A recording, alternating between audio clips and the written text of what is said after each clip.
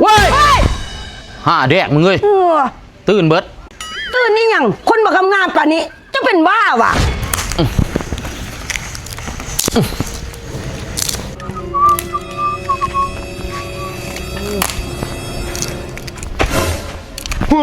โอ้ยพี่ล็อกโอ้ย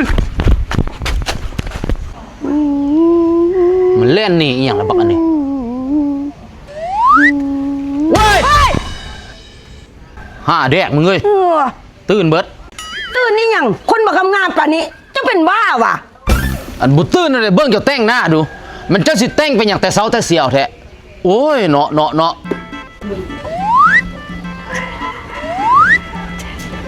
เป็นได้หัวค่อยงามบ่โอ้ยจะแม่นเจ้างามงามหลายเนาะงามจนย้อยเอ้ยแต่เช้าแต่เสียวจะแม่นงามโอ้ยเบิ่งสุดค่อยว่ามันตัวแย่เว้าหยังกะยาค่อยบ่เครียดมื้อนี้ค่อยงามแล้วแม่นเจ้าอารมณ์ดีอะเด้อแต่เช้าแต่เสียวบ่ค่อยถามเจ้าดูมื้อนี้มีแนวแซ่ให้เบิ่งแม่นอะเด้อแม่นอะเด้อหิมมาแม่นอะเด้อเบิ่งดูนี่เบิ่งค่อยเบิ่งก่อนนับเบิ่งดูนี่เบิ่งหัวหน่วยหัว10ห้อยหัวพันหัวหมื่นหัวแสนหัวล้านหัวโกดโอ้400 ล้านตัวนี้เบิ่งค่อยเบิ่งดูอีหลีบ่นี่เฮาไปเลยไปใส่สิเฝ้าไปใส่ไปเอาเงินเนาะโว้ยบ่เฝ้าไปเอาเด้อซะคือบ่จะว่าคือบ่เท่าคือจะได้กระเทือกอีหลีตอน400 ล้านตอนน่ะเจ้าคือถามแบบนี้ค่อยบ่ได้ถือแท้ค่อยจำลองคือผู้โชคดีซื้อเห็นบ่นี่คือแท้เป็นบ่โอ้ซ้อมไว้จำลองเป็นผู้โชคดีโอ้อย่าพากจอตับมึงเอ้ยเนาะ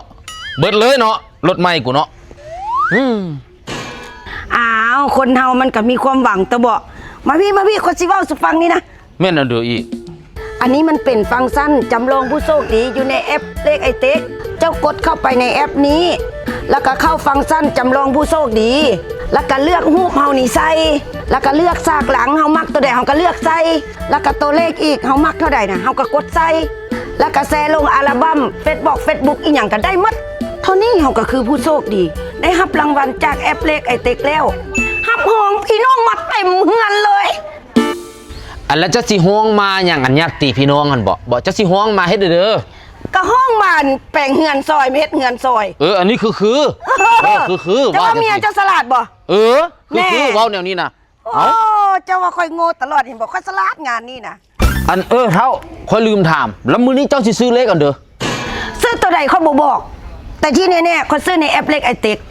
แล้วค่อยก็จะถือเลขมือแดงน่ะจะเบิ่งค่อยใส่สุดเต็มสปีดก็เลยแน่นอนเขาต้องถูกแน่นอนแต่ว่าตอนนี้เจ้ามันไปนอนกันไปเท่าไปนอนเด้อพักผ่อนหลายๆเด้อพักผ่อนหลายๆให้มีเหื่อมีแหงเด้อไปนอนมาเท่าไปนอนคันก็นอนตื่นมาแล้วไปเอาเงินรางวัลเลยเนาะไปไปนอนเด้อพักผ่อนหลายๆโอ้ยขบวน